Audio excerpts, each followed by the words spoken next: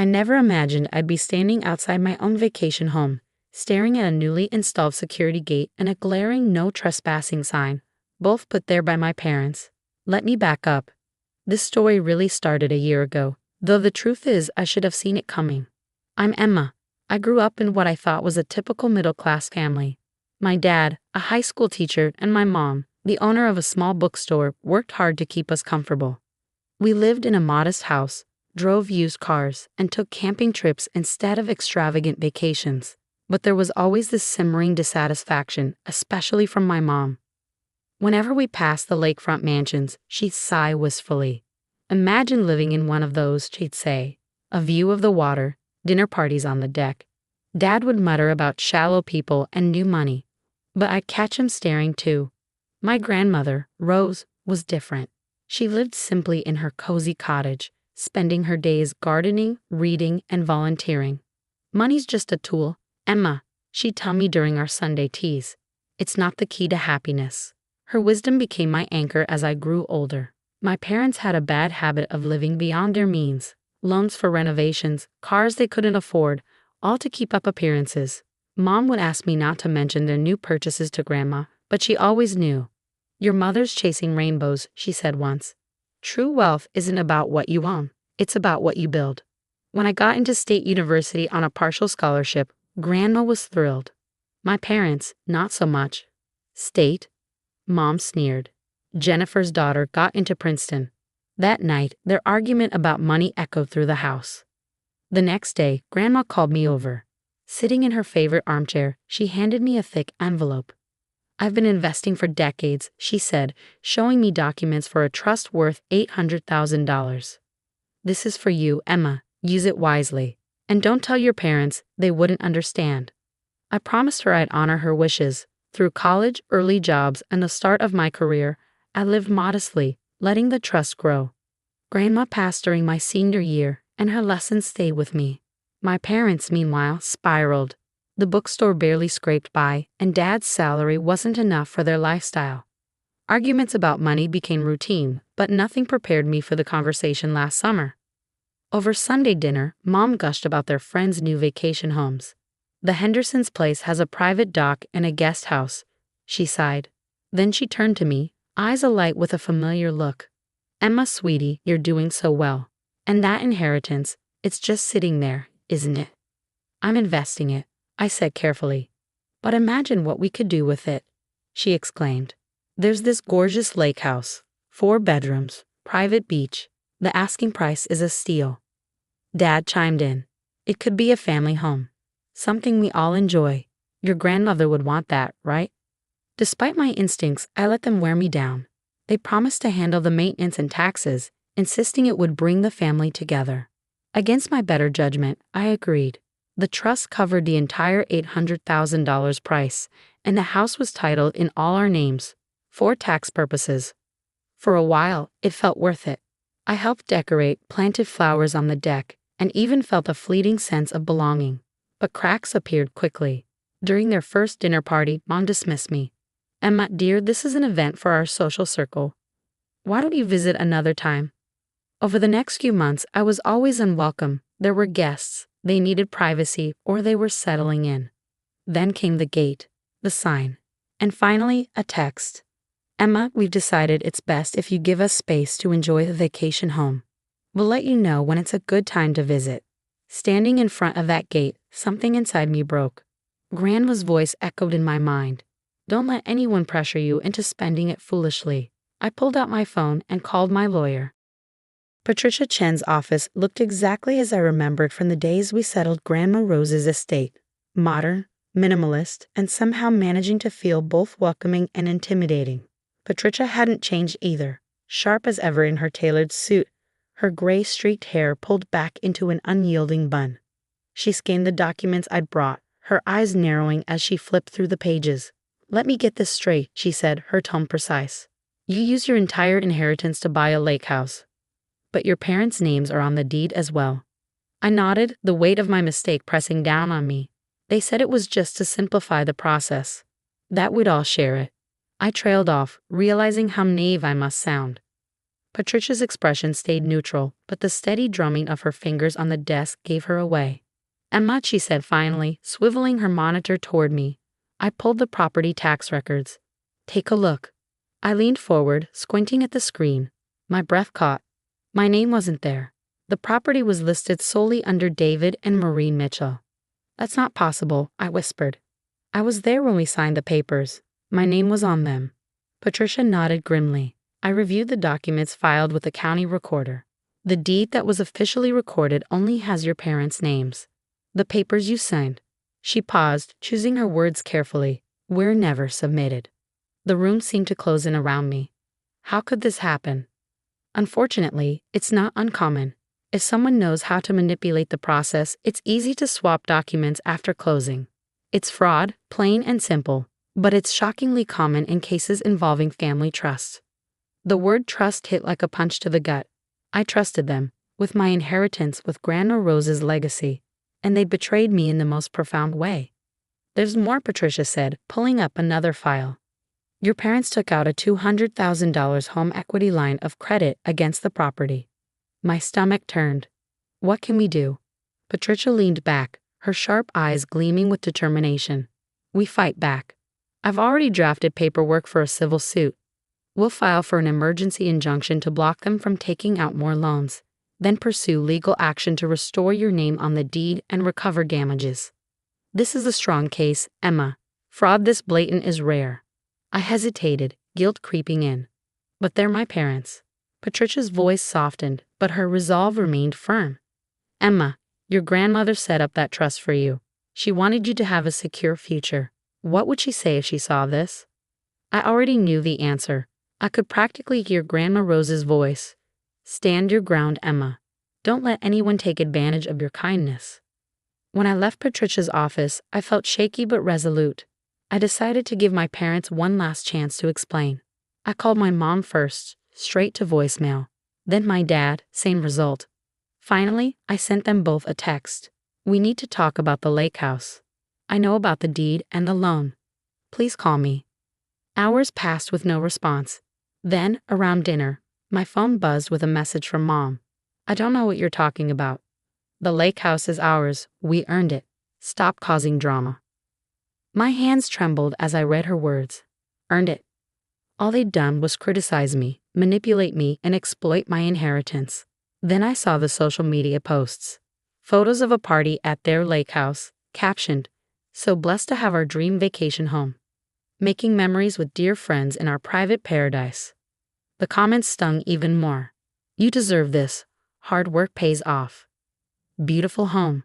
So happy for you. Living the dream. I forwarded the post to Patricia. Her reply was swift. This is useful. Don't respond. Let them dig themselves deeper. The weeks that followed were a whirlwind of legal filings and revelations. Patricia secured an injunction almost immediately, halting any further loans. My parents' reaction was explosive. Mom called first, shouting about betrayal. How could you do this to us, after everything we've sacrificed for you? Dad was subtler, his tone dripping with guilt. Princess, he said, using a nickname I hadn't heard in years. Let's fix this as a family, no need for lawyers. I didn't falter. You mean like you fixed the deed? Like you stole my inheritance? That's not fair, he stammered. We did what was best for the family. No, I said firmly. You did what was best for yourselves. Now you'll face the consequences. The evidence Patricia gathered was damning. Statements from the real estate agent, emails proving my ownership intent, and records exposing their extravagant spending. They used the equity line for parties, a boat, luxury furniture, and even a membership at an exclusive lake club that barred co-owners. But the final blow came when Mom posted a picture of her and Dad on the lake house deck, champagne glasses in hand, with the caption, "Sometimes you have to protect your peace and cut out negativity, even family. Some people just don't understand class. #bliss, #lakehouse." I sent the post to Patricia, who replied, "This seals it. The judge will love this." That night, Mom texted me, "Drop this lawsuit and we might consider letting you visit. Last chance to be part of this family." I stared at the message, thinking about trust, love, and what family truly meant. Then I typed back 3 words. See you in court. The courtroom was much smaller than I'd imagined. In my mind, I pictured a grand hall with towering ceilings and ornate wood panels, like in the movies. Instead, it was plain and formal, with wooden benches and fluorescent lights that buzzed faintly overhead. Across the room sat my parents, looking like they were dressed for one of their lake house parties. Mom wore the expensive dress she'd posted about on social media last week, and Dad had on his sharpest suit. Neither of them would meet my eyes. Their lawyer, James Wilson, was exactly what you'd expect: gray suit, gray hair, gray demeanor. He tried to intimidate Patricia during pre-trial meetings, touting his decades of experience. Patricia, with her predator's smile, had simply said, "Wonderful. Let's see what 40 years can learn today." Judge Helen Martinez, a no-nonsense woman in her 60s, began by reviewing the evidence. I studied her face as she sifted through the documents. The original purchase agreement with my name on it, the fraudulent deed my parents filed, the bank statements showing where my inheritance had gone, and most damning, the social media posts. Those posts, Mom had stopped sharing updates once Patricia submitted them as evidence, but it was too late. Every boast about their sanctuary, every extravagant purchase, every party, all of it was now part of the official record. "Mrs. Mitchell," Judge Martinez said, fixing my mother with a steely gaze, "can you explain why you filed a deed excluding your daughter when she provided the entire purchase price for the property?" Mom stood, smoothing her dress. "Your Honor, we were only trying to protect our family's interests. Emma is young and impulsive. We were worried she might sell the property or make poor choices."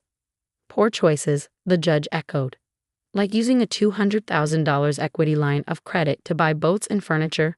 Mom sat down abruptly. Dad tried to recover. "Your Honor, everything we did was for our family's legacy. We only wanted to create." "Mr. Mitchell," the judge interrupted, "are you familiar with the legal definition of fraud?" The color drained from his face. Patricia didn't even need to present our case in full. The evidence spoke for itself. The judge lingered on one social media post in particular, the one about cutting out negative influences and understanding class.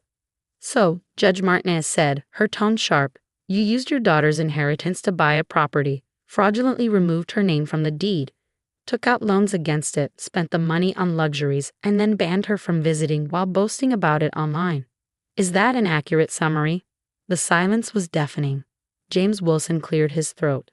"Your Honor, my clients acknowledged some errors in judgment, but—" "Errors in judgment," Patricia stood, her voice razor-sharp. "They committed fraud. They stole their daughter's inheritance, violated her trust, and flaunted it. This isn't poor judgment, it's criminal behavior." The judge nodded. "I agree. Miss Mitchell's petition to correct the deed is granted. I'm also referring this matter to the district attorney's office for potential criminal charges." Mom let out a small, strangled cry. Dad dropped his head into his hands.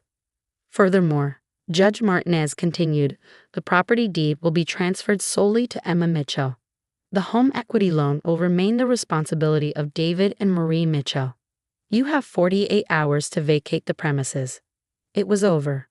In the hallway, Mom tried to approach me. "Emma, sweetie, we can fix this. We're family." "No," I said, cutting her off. "Family doesn't steal. Grandma Rose taught me what family means, and this isn't it." Her sweet tone vanished. "Your grandmother always played favorites. If she'd just given that money to me, she knew exactly what you'd do with it," I snapped. "That's why she protected me." Dad stepped forward. "Princess." "Don't." I held up a hand. "You have 48 hours to get your things out of my house. Anything left behind will be donated." I walked away, Patricia at my side. Behind us, Mom's cries sounded hollow, like just another act. The next weekend, I drove up to the lake house. My lake house, for the first time in months. The security gate was gone, along with the no trespassing sign. Inside, my parents' things were cleared out, but they'd left a mess. Empty wine bottles, scuffed floors, water rings on furniture. Standing on the deck, overlooking the lake, I felt a strange mix of sadness and relief. Sadness for the parents I'd wished I had. Relief that this chapter was finally over, and something else. Peace. I spent the day cleaning, rearranging furniture, and opening windows to let in fresh air. In a drawer, I found one of Mom's designer scarves. I donated it, along with everything else they'd left behind. That evening, I sat on the deck with a cup of tea, scrolling through old photos. One of Grandma Rose and me caught my eye. We were laughing in her garden, though I couldn't remember why. She would have loved this place, not for its luxury, but for its serenity. The next day, I contacted a local charity that supports families with children battling cancer. They could use the house when I wasn't there, giving those families a chance to make joyful memories in tough times. Mom must have found out. She sent me a furious text. "How dare you let strangers use our lake house?" I blocked her number without replying. She was right about one thing. This wasn't what the house was meant for. It was meant for something better. A year later, the house is thriving as a haven for families in need. I rarely think of my parents now. Instead, I think about the little girl who hugged me last weekend, calling it a happy house. Looking out over the lake, I raised my tea in a silent toast to Grandma Rose. "True wealth isn't about what you own," I whispered. "It's about what you build. And I'm building something beautiful."